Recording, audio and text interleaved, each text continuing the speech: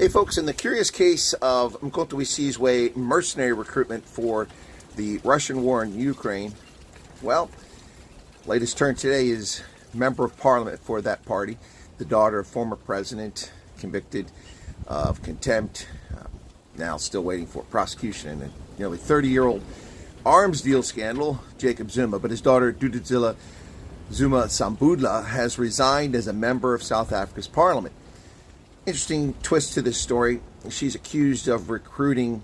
This isn't about her fomenting insurrection and seditious conduct that she's accused of in July 2021 insurrections, when she sent messages around encouraging people to loot. I remember that very clearly. But she's accused of those crimes and yet to be convicted of them. But this isn't why she resigned, despite that ill repute she brought on the party and on the country. This is over her traveling to Russia. That's the part that a lot of people miss. She apparently traveled to Russia with this group of young men whom she hoodwinked, supposedly going for paramilitary training or security training, whatever they want to call it now. And it turns out the reality is that she was there with them, preaching the fight, and then she abandoned them. She fled back to South Africa. Cowards, which so many people who purport to be MK veterans are. They didn't really serve in Mkotowisizwe.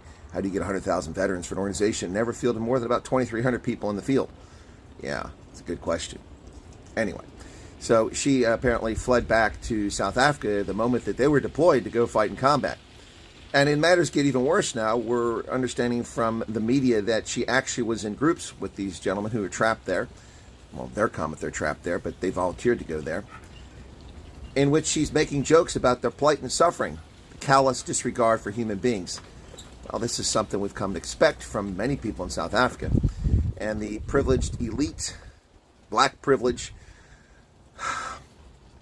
baby of the former president, obviously is a person who doesn't seem to give a crap about human beings. And, oh, by the way, we're not talking about whites or coloreds or Indians. Almost every one of them is a black South African. So, what does that tell you about the people who lead in South Africa? These the people who lead? People with big mouths and nothing to back it up. Cowards who flee at the first sign of chaos. They don't lead. Yet propped up by ignorant, uninformed people who seem to think because they have a surname, it makes them worth people's time. Well, it doesn't.